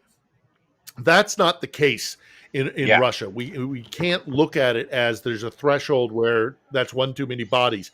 What does matter to the Russians? Yeah. Well, lest we forget, this is the country that had 1.1 million casualties in Stalingrad. Yeah. The issue. There's another factor in this too. It's very important to them that their empires returned. Right. There's another factor in this that I think is crucial as well, is the number of fighters from Cameroon, from Niger, from Chad, and other areas where the Wagner Group has set up shop in Africa. Yeah, Nepal. They are hiring these guys who live, subsistence farmers and Boko Haram style fighters in those areas, and go, hey, you want to make 10 grand? We'll fly you up to Ukraine. You can fight for a while, kill a couple people. It's a pretty sweet gig, and then you'll return back. And then, a lot of what Boston Brian and I have been seeing in the Telegram feeds around this kind of stuff are an increasing number of these guys getting drone striked and killed on the battlefield, because the Russians regard them as even more fodder than you think they have a disregard for their own citizens. These are the guys. These are like the extra the Italians numbers to the Germans in World War II. Right. You know what I mean? Yes. Right. An expendable race. The Romanians. Yeah. Right. Anybody that, it saves us the trouble of having to get rid of them ourselves. That's the mentality. It's cruel and disgusting. Yeah, and we won't have to we won't have to answer to the mothers or the wives. Yeah, they just Which left is and a never came thing. I mean, back. it's not.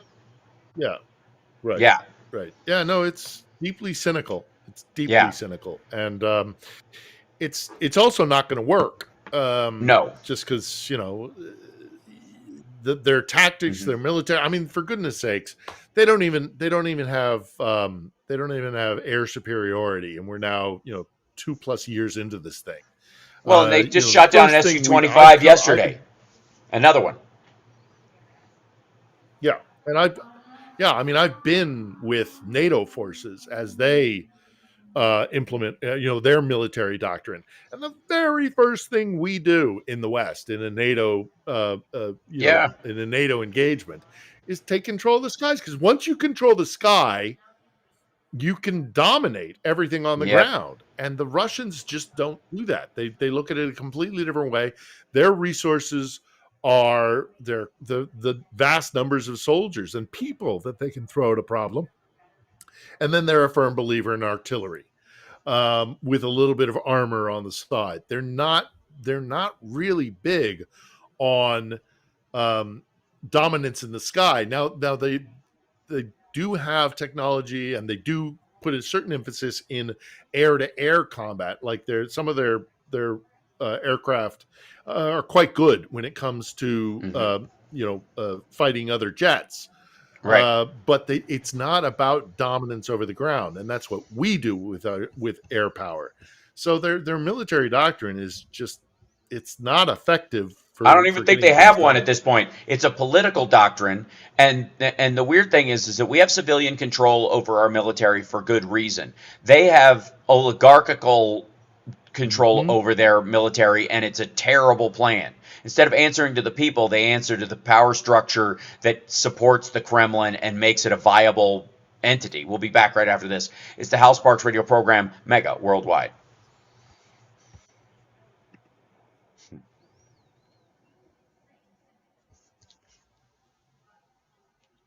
Although in some way, I guess Putin is trying to copy that by appointing his civilian buddy in Shoigu's spot.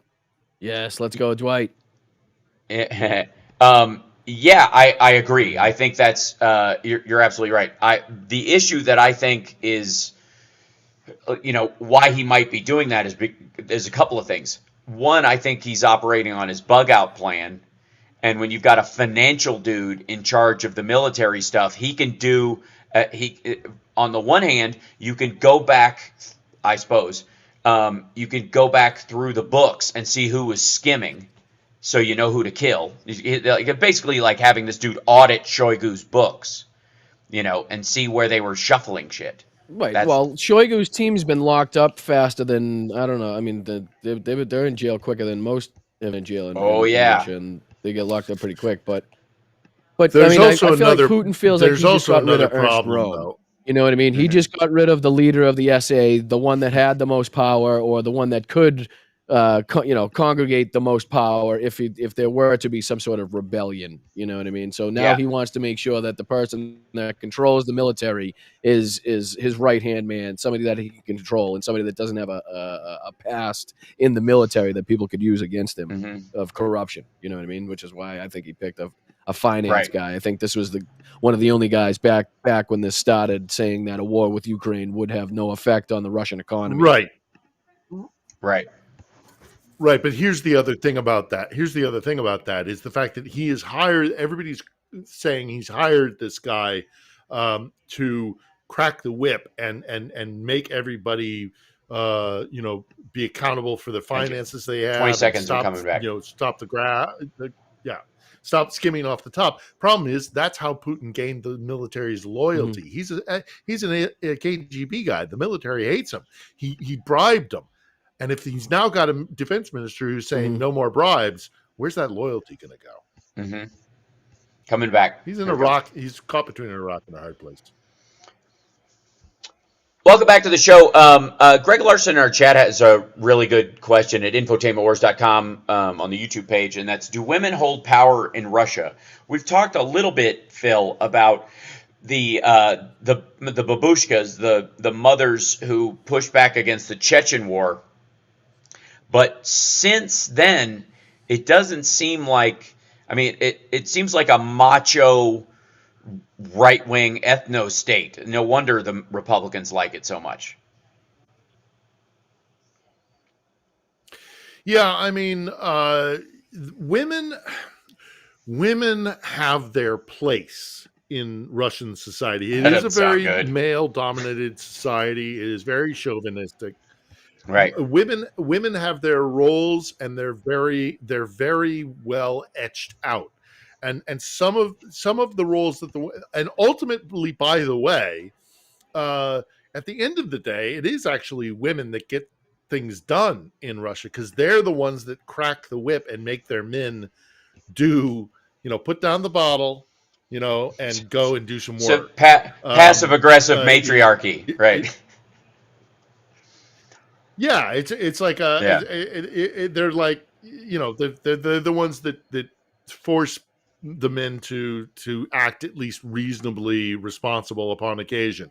So there's a power in and of itself there, but the lines and the roles are very, very well defined.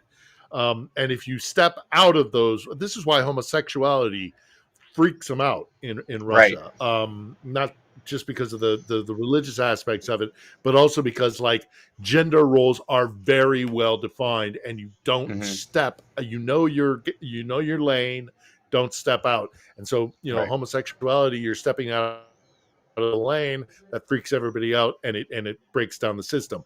Women do have actual political power as well. I mean, in certain areas. I mean, for example, the woman who is charged in the International Criminal Court along with Putin is the head of their child welfare program, basically their child Hmm. protection agency. She's been kidnapping and abducting and ethnically cleansing children here. Yeah. She has the power to do that. So there are Lady certain born. sectors in which women Hmm. are allowed to be given power, but it's only in so much as the society, a male dominated society, allows. We'll give you some rope, we'll give you a little bit of authority, but only in this way and how we Hmm. see fit. It's still a very, very traditional Yeah. society. But yes, Genesis women do Janice in in the chat is certain ways saying hold know power. your lane is effectively the position, and I see what she's like. Yep, I pretty much. completely, yeah. Sadly, I mean, Um, it's tough. which is, by the way, something that I think. Catherine in the chat Yeah, asked if the yeah. assassination on the Slovak PM has had any effect on Russian politics, Phil. Mm. Thanks, Brian. On Russian politics, only in so much as they're using it as a weapon. Hmm. I don't think they genuinely care about the Slovakian premier. I don't. They're only like it's look. Here's something we also have to understand about the Russians, is that while they will crow and they will jump up and down and they will scream about X, Y, or Z, uh, they're not the nuances and the finer points of law, or the finer points, or these kind of, like, these issues, or oh my goodness, there's been an assassination attempt, or take your pick. There's so many things that they do this with. Hmm. It's not real. It's disingenuous. They're always looking at things in a way of, how can we use this as a weapon? How can Hmm. how can we benefit, or how can we hurt our enemies by using this event, or using this posture, or using this, that, or the other thing? I mean, they talk about the rule of law. They don't have it domestically. They only talk about the rule of law on a global stage, because they know that we care about that, and they can use it as a weapon to push back against us. Ultimately, if they ever actually got into a position where they were the dominant power on the globe, the rule of law would go right out the window. I am very confident in saying that. It's all a Well, cynical, yeah. Well, utilitarian use of these kind of things. Well, and also, like, you look at somebody like Marjorie Taylor Greene or Lauren Boebert, like these right-wing women in our government who support, Mm-hmm. the sort of the strongman aspect of Russia. both them being women and allegedly, again, nobody's done a thorough check insofar as I know, but both of them being women and both of them being gun aficionados, big, Second Amendment, purists, except for the whole, obviously well-regulated militia part. They always leave that part out. But the fact that they have those two factors going for them, and they somehow believe in Russia as a functional government and a good country to emulate in some ways, it has a very queers for Palestine kind of a irony to it, that they are selling this idea that this is a strong Christian country. So yes, exactly, the kind where you will eventually get a backseat quicker. Now, we're in a situation in the United States right now, and I cannot stress this enough for everybody, where women currently are second-class citizens. Not if, not when, not possibly, not maybe, after the next election. Right now, because of the lack of Roe v. Wade, women have to choose which state in the United States they want to live in based on what rights they want to have. That's a second-class citizen. That's what that means. Free in the North, not in the South. That's a similar thing. That means you're not a free citizen if you have to choose which state. That's why we're the United States of America. So the irony that they are also supporting this country with sort of ubiquitous anti-gay rights, anti-women, policies in that regard, and seeking to emulate that authoritarianism to remove their own rights, seems, I think, the most maddening aspect of this whole thing.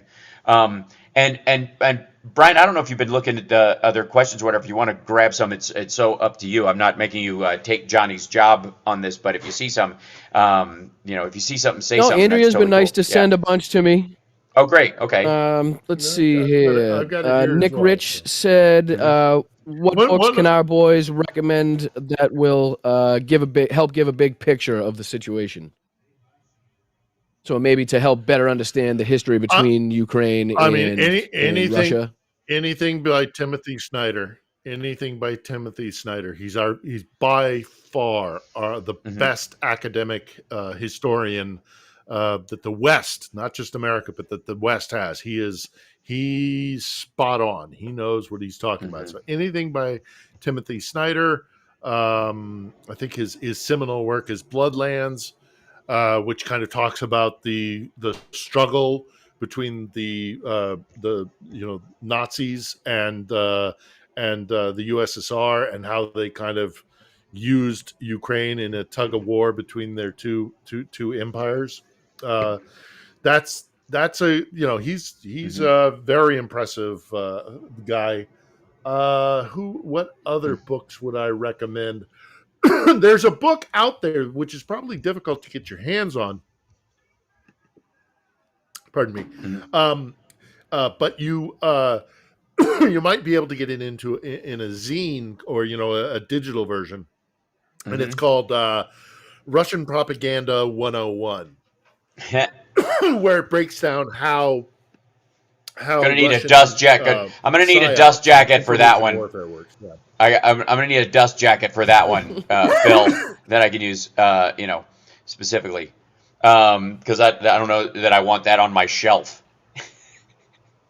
It's not very promising in that regard. And by the way, hi CSL for dummies, right? Yeah, I have Russian propaganda for dummies or whatever. Marge autographed it. Yeah. Yeah. I'm kidding. She's so another stupid. question. She tried to autograph an audio wants book. to know, Phil, can you please talk about Putin kowtowing to Xi a little bit? Oh yeah. He went, please sir, can I have some more? With his little hat in the hand. What an embarrassment! What an absolute embarrassment! If you really knew what and I'm sure it was not portrayed this way domestically within Russia, but there were a couple of things that I saw on that trip. Firstly, everybody goes crazy about this whole. There was a hug that she initiated a hug with Putin, and everybody talks about in Chinese culture. a hug, and to initiate a hug is this big, oh my goodness, Right. the trust and the love between these two men. I will defer to you, Hal, as I do in all things China, but my impression that actually it wasn't an expression of affection. It was Xi going, "I'm the boss. Yes. I'm going to hug you now." Yeah. It's a dominance thing. It's a dominance Absolutely. thing. It's the equivalent of him coming into coming into Putin's office and peeing in all the corners. Yeah, exactly. I got that impression as well. Secondly, the Putin went with a proposal. This is the second time he showed up in Beijing with a proposal for a pipeline that would go east. They want to build a gas because, of course, now they're shut off from the European market. They want to build an easterly pipeline that would go to China, and Xi said, "Nope, not interested." He gets it from Kazakhstan. He doesn't have to. Kazakhstan has plenty, and they don't need it from anywhere else, and they don't need the headache of trying to build something and get it from there if it's not going to last. And it's going to have to circumvent Kazakhstan. It's going to have to go over through the permafrost and all that stuff and down into China. It's an idiotic, just from a technical level. It's literally. Yeah. Pardon the pun. Pardon the pun, but it's a pipe dream. Yeah. And then thirdly, the other thing that I saw during that trip is that Shoigu was very much put in the sidelines. Like, he wasn't in meetings. He wasn't. He was just kind of like, he was this kind of third wheel along for the ride, which is pretty embarrassing for a guy who used to be defense minister and now is ostensibly the head of the Security Council. Mm-hmm. So Putin, if there's a example of Putin showing his dominance, it's this example of what he did to Shoigu on that trip. Look, you got to also understand the history between China and Russia. There is no love lost between those two countries. And it's worse. It's worse now. It's worse now. It's the weirdest thing. Yeah. Again, China if they didn't have us. Yeah. China is drowning right now. China is drowning. I don't know how else to play it. Like, there is no rebounding Chinese economy. There is no version of reality where this comes back to normal, or we go back to 10 years ago when people were just buying a bunch of stuff and getting it made in China. That's over. That whole era is done. Even the people who were crowing after the end of the pandemic, once China lifted their zero COVID policy, that's gone. And people can, have been yo-yoing up and down and back and forth and round about whether or not China's going to, stabilize as an economic force again and still be the manufacturing, the warehouse floor of the world or whatever, the factory floor of the world. It's done. I'm telling you.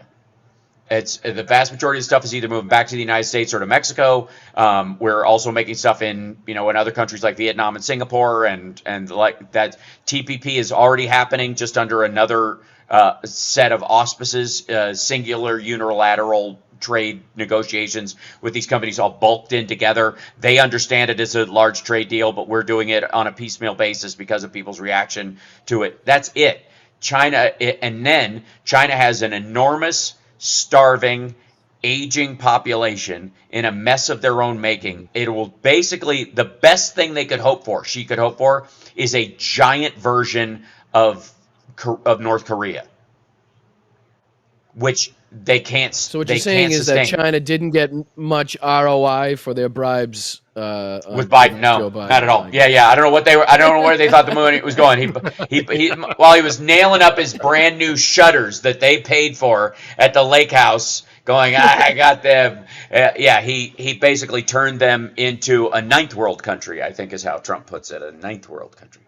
We got to take a break. When we come back, a bit of a happy ending, and of course more of your questions. It's the House Sparks Radio program, Mega Worldwide. Also, on a happy ending, pre-happy ending level, I want to say I thank Boston Brian for being with us today, and Philip Bittner, and CSL. We love you. We'll be back right after this. Hmm. The House Sports Radio program, Mega Worldwide.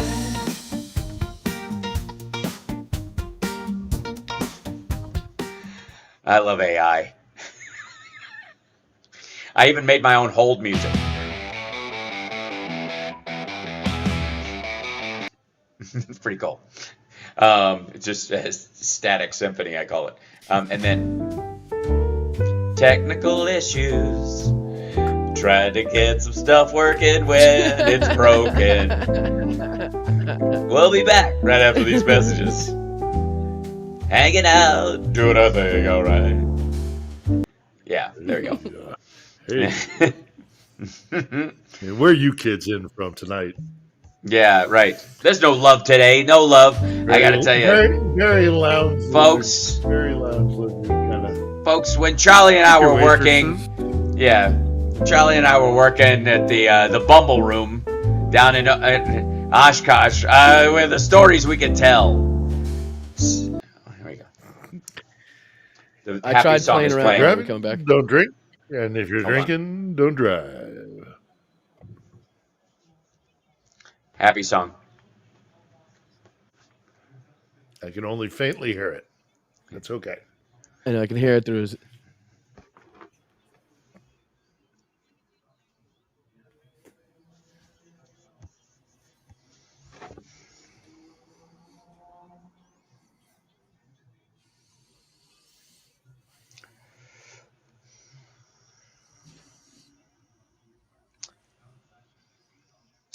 Okay, we try not to do the happy endings based on Schadenfreude enjoying the misery of others, but sometimes it's just required by life. And the fact that Rudy Giuliani was served with the subpoena for the Arizona case at his 80th birthday party in front of 100 ill-wishers is hilarious. On top of that, another thing, 40,000 point stock market under Joe Biden when Trump ran on the idea that if Biden gets elected, there was going to be an immediate crash of the stock market in, February of 21. Yeah. Not so fast. Rising wages, low unemployment, lowest on all minority categories, and on women's unemployment as well. The narrowing of the distance is the crucial part. When everybody's unemployment goes up or down, sometimes that can be the market in the world. But when you narrow the gap between a minority group and the average, that means you are taking steps in your governance of the thing, in your regulation of capitalism to make sure it works for everybody, that is benefiting everyone. You're finally getting to the point where the people who need the jobs the most are getting more of them. Instead of this permanent 7% difference between the average unemployment and black people, for example, it's now closer to 3, which is in the margin of error for a lot of life. So, way to go, Joe Biden. Just saying. And then, of course, the fact that Marjorie Taylor Greene is basically persona non grata with the Freedom Caucus, no matter how loud and chirpy she gets, is just kind of super fun.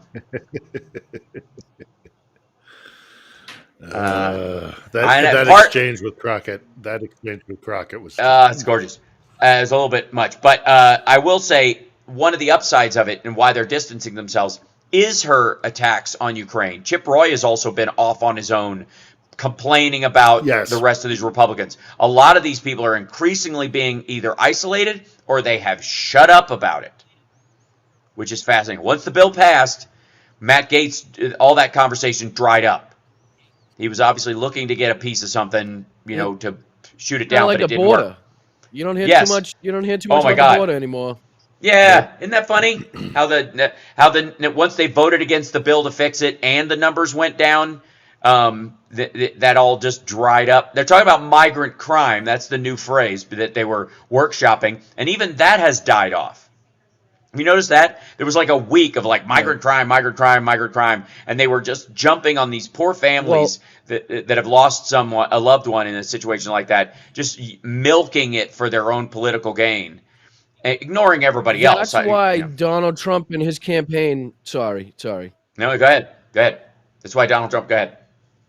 That's why Trump and his campaign have been using ever more disgusting descriptives and trying Yeah, to find the most heinous stories from around the country with somebody that includes a Spanish last name, so they can in some way attribute that to the border absolutely. or Joe Biden or Biden's migrant crime theory. So you can tell how the descriptives that Trump uses, how gross he gets when he's talking about shots to the face and stabbings to the stomach. Like he Yeah, tries to make it as graphic as possible to try to scare you as much as possible because he has to use these singular stories that he hears because there's not a ton of them out he's there that you could literally use, talking about especially that you they're could attribute they're to the the border equivalent of and Joe Hannibal Biden Lecter. specifically. You know what I mean? Yeah, he's literally talking about the fact that they're the equivalent of But that whole Hannibal thing is just Lecter. ridiculous. It's so weird.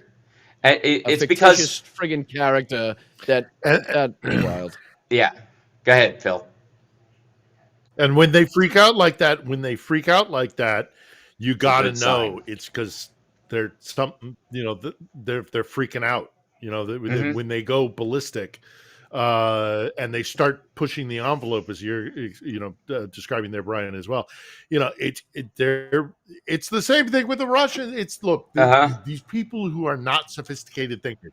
I know how that sounds, and I kind of apologize and kind of not, because it's true. They're not Right. sophisticated thinkers, Mhm. and neither are the Russians. If you see if you get the codex for their behavior, you can see it when they start when they start squealing and screaming Mhm. and jumping up and down.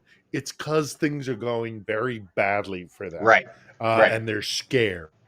Well, And yeah, that's when they start getting hyperbolic. And so you that's, I see mean, it in the Republicans and you see that's it in the Russians. that's also what we see with Trump in his trial every day. That he is not talking like a man who believes he's really 7 points ahead in swing states.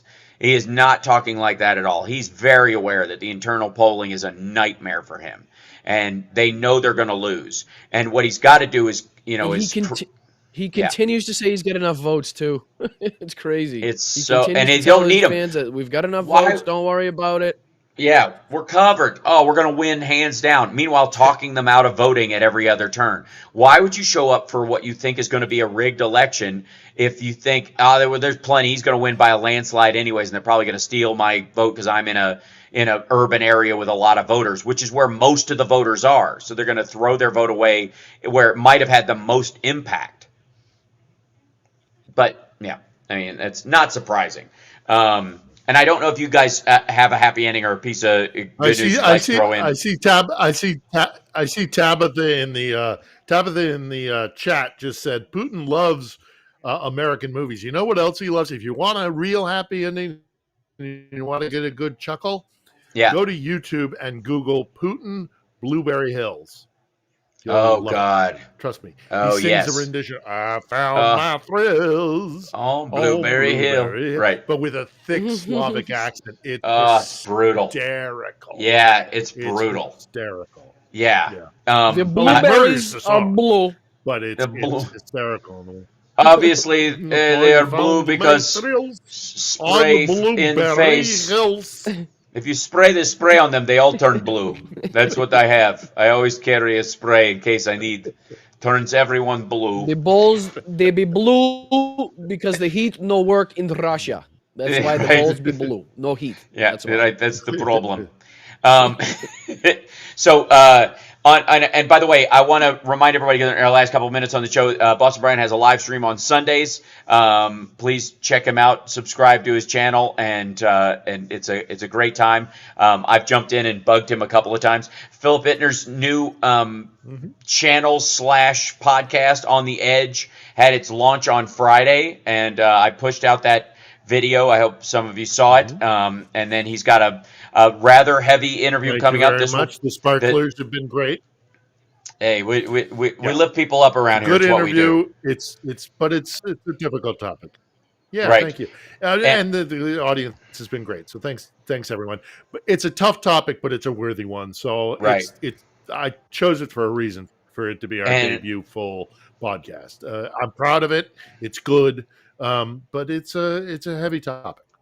Right. And I look forward to seeing it because I know it will be handled with dignity and intelligence, and it will deliver the message, and people will be able to get a perspective they won't find elsewhere. as tough as the subject may be. Oh, I mean, oh, come on. It's true. And to Johnny, who's at an Orioles game, I want to send out a message to you.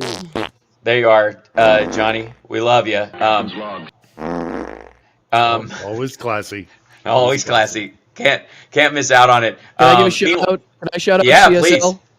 Yes, absolutely. Can't stop lying. We love I you. just want to say, Oh, yeah. I just want to make sure. Absolutely. Yeah, I hope you're feeling well. Yeah, yeah. Hope everything's going well with you, buddy. Yep. We all send Yeah, you a big buddy. collective Absolutely. hug. Same here. Here. Yeah. Here. And tonight I have Albuquerque Sexy Liberal. On the 1st of next month, in a couple weeks, is our lovely Seattle show. Followed by Boston's in July, I think. Yeah, but Denver and a couple others. Come Yeah, come on! Can you push it up? I'm sick of waiting. I'm I dying know for this show. So I can't wait. it's going to be Boston so show. good. I'm psyched. And I'm bringing my son, Brian, and Give my best. Give my best. Absolutely. And until next time, Give my best to Stephanie and everybody at Texas. I will. I'll give, which will be my second best, but I'll do what I can. Thanks everybody for tuning in today. Appreciate you. Take care, and we'll see you next time. Bye, Chicago. You guys, thank you. Mm-hmm. The House Sports Radio program, Mega Worldwide.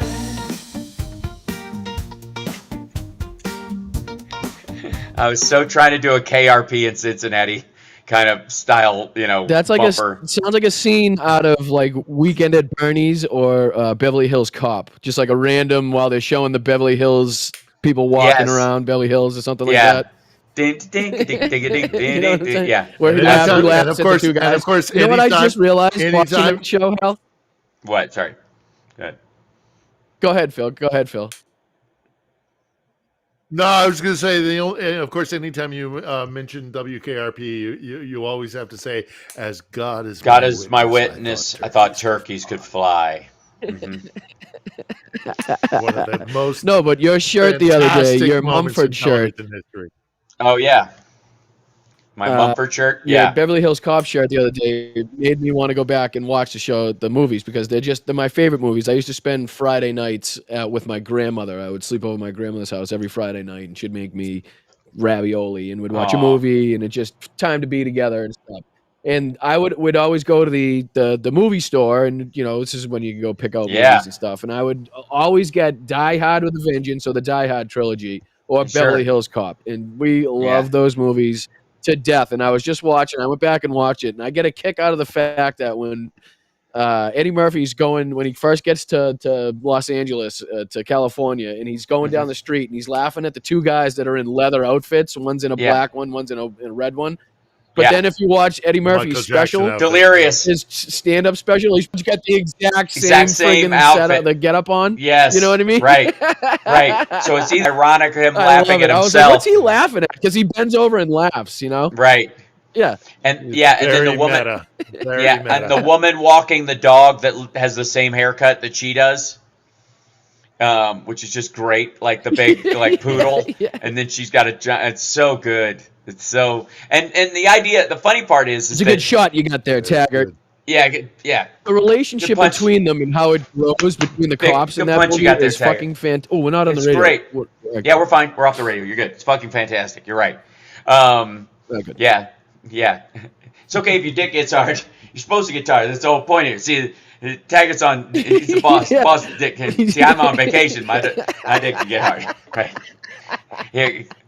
I think Oh, that's just my the relationship I'm not between gonna them fall is for that fucking great. banana Bogomil. milk. That's a great movie. pipe. Yeah. Yeah. Yeah. Also, same Well, strip. we're at the end of the movie where Bogomil tailpipe. lies. Yeah. Sorry. All right. Go ahead, Hal. I'm sorry. Same strip It's a club jumbled mess. as that they used in Dragnet, where Kay works. Hi, Kay. How are you? No way. Really? Yeah, same club. Like everybody shoots in there during the That's day. awesome. Yeah, it's on La Cienega near the Beverly Center. Yeah, it's so funny. It's like a That's nondescript. awesome. Well, Hal, I like, appreciate you having me. thing. Yeah. Appreciate Thank you. you to Thanks the so Sparklers much. and everybody who comes Yep. join my I'm chat and my show tomorrow, 1 p.m. Eastern guys. Standard Time. So I appreciate it. Phil, as usual, whenever you want to pop in and you got something to talk about, feel free. Sorry, and we jumped out at the last second. Everybody was saying bye. Thank you guys so much. See you next time. Take care of yourselves and take care of somebody else. All right. Bye.